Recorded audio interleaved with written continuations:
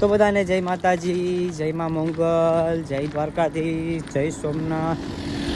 તો કેમ છો બધા? મજામાં ને મજામાં જ હશો। હું છું પાલિયા સંજુ, મારા નવા વ્લોગમાં તમારા બધાનું સ્વાગત કરું છું। તો ભાઈ છે ને આપણે જો સામે મંદિર દેખાય ત્યાં છે ને ભાઈ આપણે આશ્રમે રહ્યા હતા અને ત્યાં એટલા બધા લોકો હતા ને એટલે એ પછી મેં વિડીયો ન ઉતાર્યો। એનું રીઝન હતું કે પછી તો કહીશ રહ ને બીજી વાતમાં એમ છે ભાઈ કે જો સુરજ દાદા ઉગી ગયા છે, સુરજ દાદા ઉગી ગયા છે અને જો આપણે એને એ રસ્તે જાય છે ભાઈ। જો આ રસ્તો સારો આવે ને તો આપણે મજા આવે સાયકલ હાંકવાની। અને ભાઈ અહીંથી રહ્યું છે જામનગર 100 કિલોમીટર। તો હવે જોઈએ આજે પહોંચાઈ જાય જામનગર કે નથી પહોંચાતું, કેમ કે અહીંથી થાય છે કચ્છ કબરાવ 300 કિલોમીટર। જે હું આજે નાઇટ રોકાણો થયો ને ત્યાંથી 300 કિલોમીટર થાય છે। તો હવે જોઈએ કે કેટલા દિવસે પહોંચાય, 4 દિવસ લાગે છે કે 5 દિવસ। ચાલો તો જય માતાજી બધાને।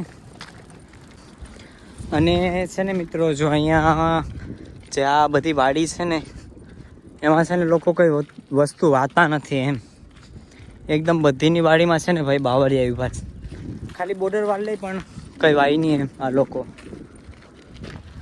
હવે એનું રીઝન તો મારે કોકને પૂછવું પડશે, પણ વિડીયોમાં છેલ્લે સુધી બન્યા રહેજો। આજ કંઈક નવું જ થવાનું છે તો તમે જોતા રહેજો વિડીયો। જય માતાજી। ચાલો મિત્રો નાસ્તો કરી લઈએ।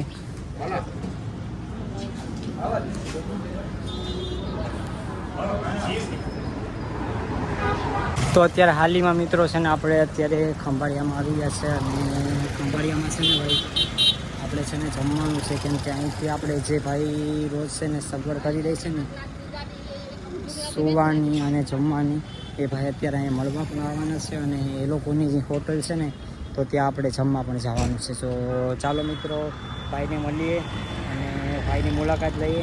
બાકી જોઈ લો ખંભાળિયામાં સુવિધા તો ભાઈ બધી એક નંબર છે। ચાલો બાય બાય મિત્રો।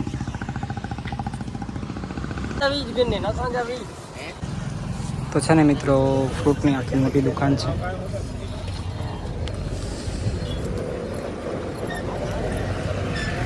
તો આપણે છે ને 50 રૂપિયાનું ફ્રૂટ લઈ લીધું છે બધું મિક્સ।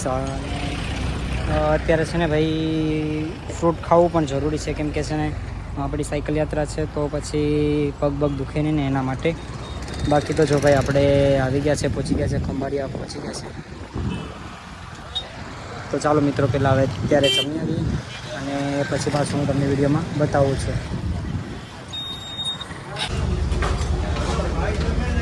અત્યારે છે ને ભાઈ જે આપણે રહેવાની અને જમવાની સુવિધા કરી દઈ છે ને, રહેવાની અને જમવાની સુવિધા કરી દઈ છે ને એ ભાઈ આપણે આવી ગયા છે અને જો એમની સુવિધા કરી છે।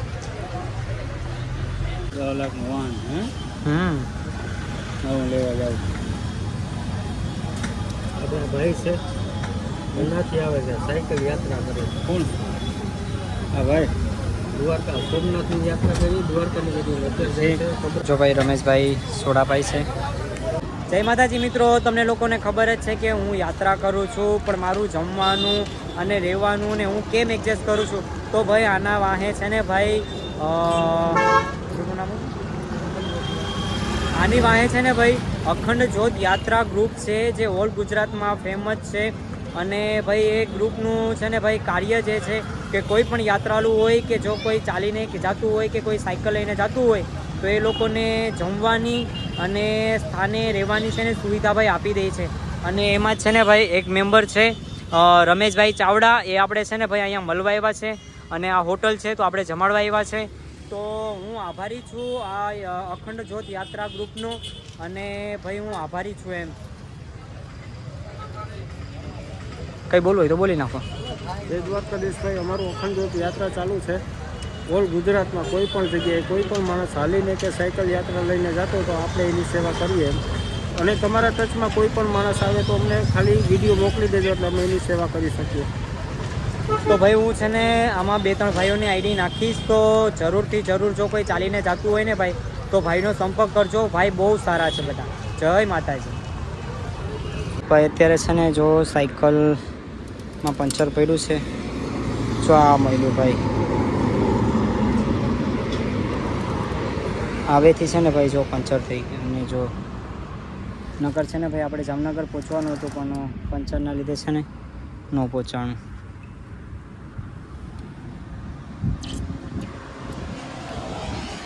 એક જ છે ને. અત્યારે છે ને મિત્રો સાયકલમાં ઘડી પડી ગયું છે પંચર. અને જો સાયકલ છે ને ભાઈ આખી ઊંધી રાખી છે ભાઈ. અત્યારમાં છે ને અહીંયા હાઈવે ઉપર છે ને ભાઈ કોઈ પંચર નથી કરી દેતા, પણ આ એક દુકાન છે આ ભાઈની, એટલે આ ભાઈને મનાવ્યા કે ભાઈ પ્લીઝ કરી દો, એટલે એ ભાઈ જો પંચર કરે છે. અત્યારે છે ને ભાઈ 7 દિવસ, આજે છે ને ભાઈ મારો 8મો દિવસ છે અને 8 દિવસ સુધી સાયકલમાં કંઈ વસ્તુ નથી થયું. પણ હવે જાઉં છું કચ્છ કબરાવ, એટલે હવેથી મારી પરીક્ષા ચાલુ થઈ ગઈ એવું મને લાગે છે. એટલે જો ભાઈ આ પહેલું વહેલું સાયકલમાં છે ને પંચર પડ્યું છે, તો હવે જેમ બને જેમ કેમથી પહોંચી જાઉં એવી પ્રાર્થના કરું છું માતાજીથી. તો કોમેન્ટ કરી નાખજો આ વિશે કે શું હશે કારણ. અને મિત્રો પંચર તો બધું થઈ ગયું, મસ્ત થઈ ગયું. અને હવે છે ને ભાઈ જો આપણે નાસ્તો કરીએ છીએ આપણે, કેમ કે રસ્તામાંથી નાસ્તો આપ્યો તો બધાએ છે ને ભાઈ દાબેલી આપી દીધી. અત્યારે છે ને મિત્રો જો સાંજ થવા એવી છે અને આપણે છે ને સુવાના ઠેકાણા ગોતીએ છીએ. જગ્યા મળી જાય કંઈ સુવાની તો હોયા જાય. ત્યાં આશ્રમ પણ નથી એટલામાં કંઈ દેખાતું. ચાલો જોઈએ હવે શું થાય.